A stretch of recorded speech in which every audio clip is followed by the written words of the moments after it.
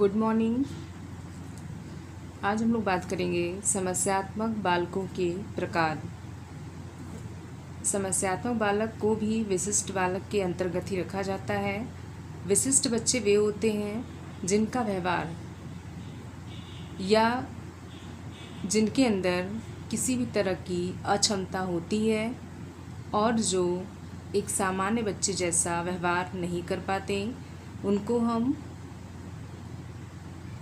विशिष्ट बालक या फिर समस्यात्मक बालक कह सकते हैं। तो आज हम लोग पढ़ेंगे समस्यात्मक बालकों के प्रकार।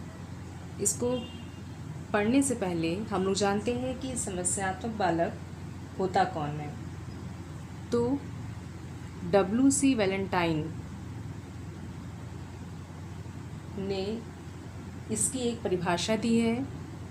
इन्होंने अपनी परिभाषा में कहा है कि समस्यात्मक बालक पद का प्रयोग साधारणतः उन बालकों के वर्णन के लिए किया जाता है जिनका व्यवहार या व्यक्तित्व किसी बात में गंभीर रूप से असामान्य होता है। इन्होंने अपनी परिभाषा में यह बताया है कि ऐसा कोई भी व्यक्ति या बच्चा जिसका व्यवहार एक सामान्य बच्चे की अपेक्षा असामान्य या गंभीर होता है। इसके अलावा सामान्य बालकों पर विद्यालय में पढ़ने वाले बच्चों पर कई तरह के अध्ययन किए गए हैं और विद्वानों के द्वारा किए गए इस अध्ययनों के आधार पर आइए जानते हैं कि इसे कितने प्रकार का बताया गया है।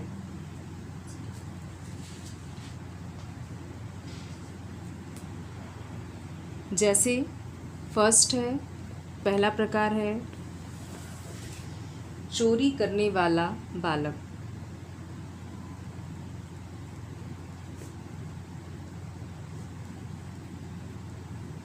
चोरी करने वाला बालक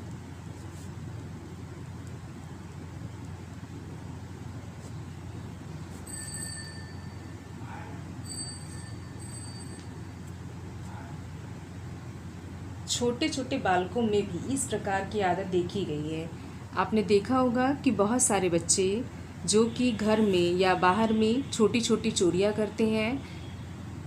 अगर देखा जाए तो एक छोटे बच्चे के लिए चोरी करना एक सामान्य व्यवहार है, लेकिन इसको हम समस्यात्मक तभी कह सकते हैं जब यह प्रक्रिया बच्चा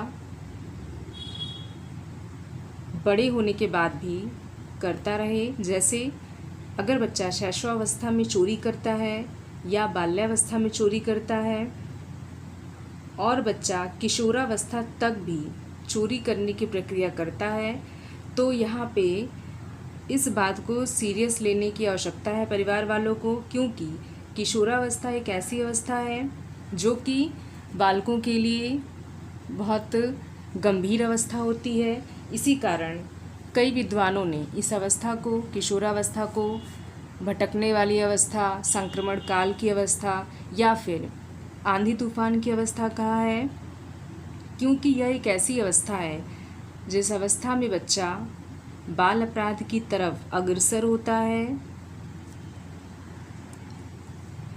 जैसा कि आप देखे होंगे घरों में कि बच्चों में पैसों की चोरी अधिक देखी जाती है।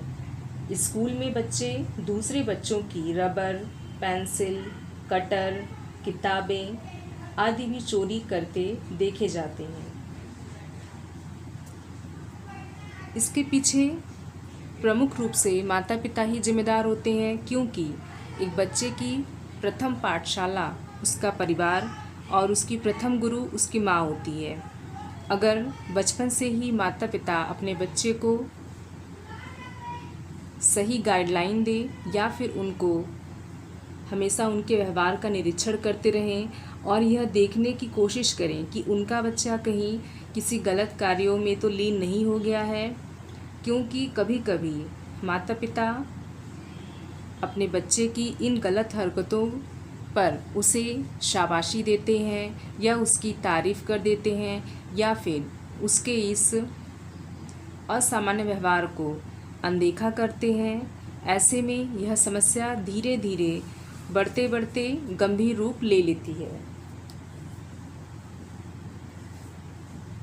तो ऐसे ही बहुत सारे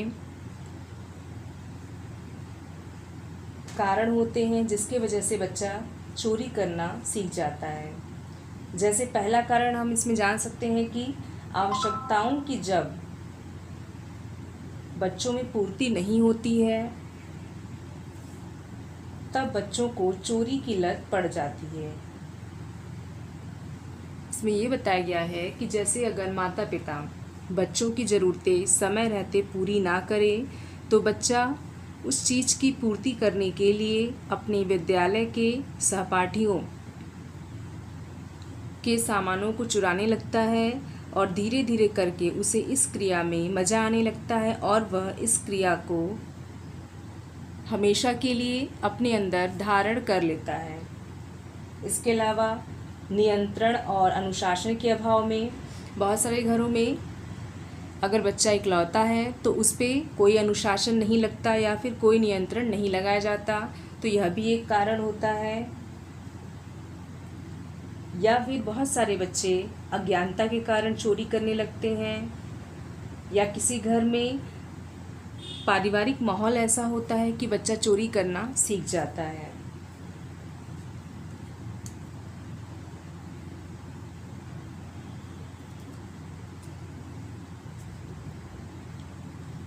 तो इसको सुधारने के लिए कई सारे उपाय किए जा सकते हैं। जैसे बच्चों की आवश्यकताओं की पूर्ति समय समय पर की जानी चाहिए, लेकिन माता पिता को यह ध्यान देना चाहिए कि उनके किसी भी गलत डिमांड को पूरा ना करें। इसके अलावा आत्मनियंत्रण और अनुशासन सिखाना चाहिए। बच्चों को यह बताना चाहिए कि अनुशासन लगाना क्यों ज़रूरी होता है। अगला उपचार किया जा सकता है कि बालक पर चोरी का आरोप नहीं लगाना चाहिए। अगर कभी माता पिता बच्चे को चोरी करते हुए देख लें तो उनको बच्चे के सामने ऐसा दिखाना चाहिए कि उसने कोई भी चोरी नहीं की है, लेकिन बच्चे को इनडायरेक्टली यह एहसास दिलाना चाहिए कि उसने जो भी क्रिया किया है वह गलत है। इससे बच्चे को लज्जा नहीं आएगी और वह धीरे धीरे करके उस क्रिया को करना बंद कर देगा। इसके अलावा एक और तरीका हो सकता है इस असामान्य व्यवहार को ख़त्म करने का कि बच्चे को किसी सही कार्य में लगा दिया जाए, जैसे किसी सृजनात्मक कार्य में जिसमें बच्चे की रुचि हो। दूसरा प्रकार है झूठ बोलने वाले बालक।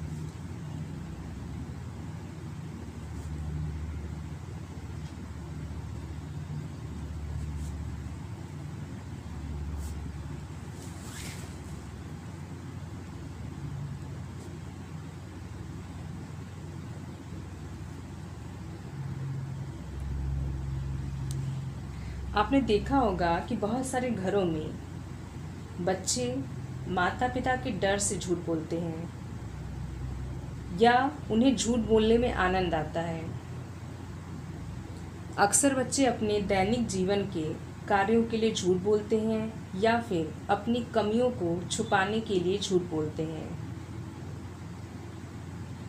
झूठ बोलने के बहुत सारे कारण हो सकते हैं। जैसे पहला हो सकता है कि बच्चे बड़ों के भय के कारण झूठ बोलते हैं। जैसे अगर वह कोई गलत क्रिया किए रहते हैं और उन्हें डर रहता है कि उनके इस व्यवहार के बारे में अगर घर में किसी बड़े व्यक्ति को पता चल जाए तो उसे डांट पड़ सकती है, इस कारण वह झूठ बोलने लगता है। दूसरा हो सकता है कि बच्चे के अंदर दूसरे से बदला लेने की भावना हो, इस कारण वह किसी दूसरे बच्चे को सज़ा दिलवाने के उद्देश्य से भी झूठ बोलता है। तीसरा हो सकता है कि बच्चे स्वार्थ के कारण भी झूठ बोलते हैं। अगर बच्चा किसी मनपसंद चीज़ को चुरा लेता है और वह उस चीज़ को वापस नहीं करना चाहता तो वह अपने स्वार्थ की वजह से भी झूठ बोलने लगता है। ऐसे ही बहुत सारे कारण आपने देखा होगा कि बच्चा झूठ बोलने के लिए बहुत सारे कारणों की वजह से बच्चा झूठ बोलता है। यहाँ पे माता पिता की यह जिम्मेदारी होती है कि वे बच्चे के हर व्यवहार को नोटिस करें और उसके व्यवहार के निरीक्षण करने के उपरांत यह देखें कि बच्चा कौन सी सही हरकत कर रहा है और कौन सी गलत। इसके लिए सबसे ज़रूरी है कि वे अगर बच्चे के साथ समय नहीं बिताते हैं तो इस वजह से भी बच्चा चोरी करना सीख जाता है या फिर किसी गलत संगत में पड़ जाता है। तो सबसे पहले ज़रूरत है कि माता पिता अपने बच्चों के साथ समय बिताएं और अपने बच्चे की पसंद की चीज़ों को लाकर बच्चे को दें या फिर उसको कहीं घुमाने ले जाएं। इससे बच्चा किसी भी गलत मार्ग पे जाने से बच जाएगा।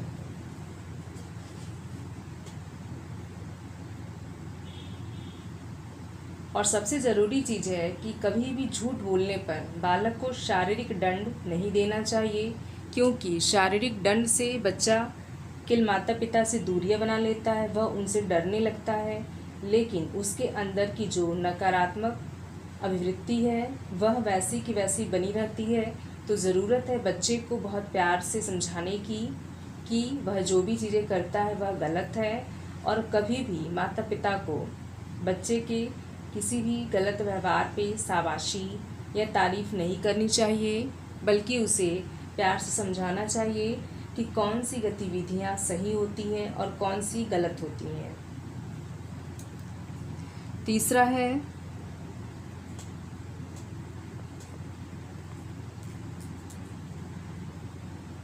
अंगूठा चूसना।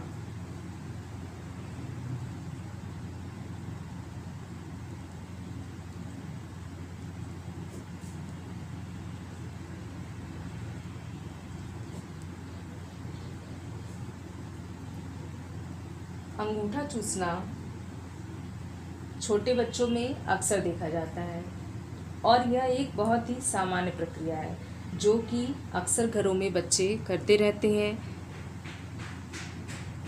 और इसे हम किसी समस्या के अंतर्गत नहीं रख सकते हैं।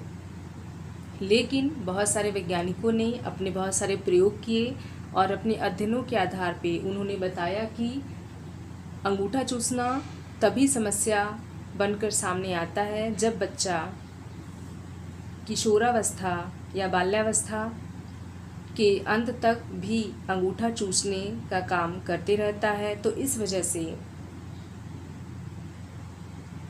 उसकी इस हरकत को देखने की आवश्यकता है कि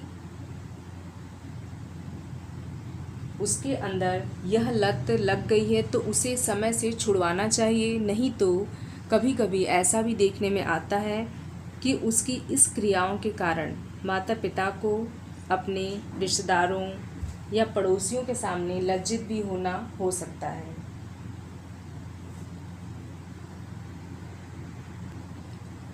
इसका सबसे बड़ा कारण होता है कि कभी कभी माता पिता बच्चे को समय से स्तनपान नहीं कराते या फिर उनका ध्यान नहीं रखते, तो इस वजह से भी बच्चा अंगूठा चूसना शुरू कर देता है। या फिर अगर बच्चे की ज़रूरतों को पूरा ना किया जाए, इस वजह से भी बच्चा अंगूठा चूसना सीख जाता है। या फिर उसे असुरक्षा की भावना अपने घर में महसूस होती है कि उसके घर में उसके प्रियजन उससे प्यार नहीं करते, तो यह भी एक ऐसा कारण है जिसकी वजह से बच्चा अंगूठा चूसना शुरू कर देता है। इसको दूर करने के लिए ज़रूरत है कि माता पिता बच्चे को मानसिक रूप से मजबूत करें, वह बच्चे के साथ समय बिताएं, बच्चे का आदर करें, प्यार करें और उसके साथ सहानुभूतिपूर्ण व्यवहार करें। तो धीरे धीरे उसकी इस असामान्य व्यवहार को दूर किया जा सकता है।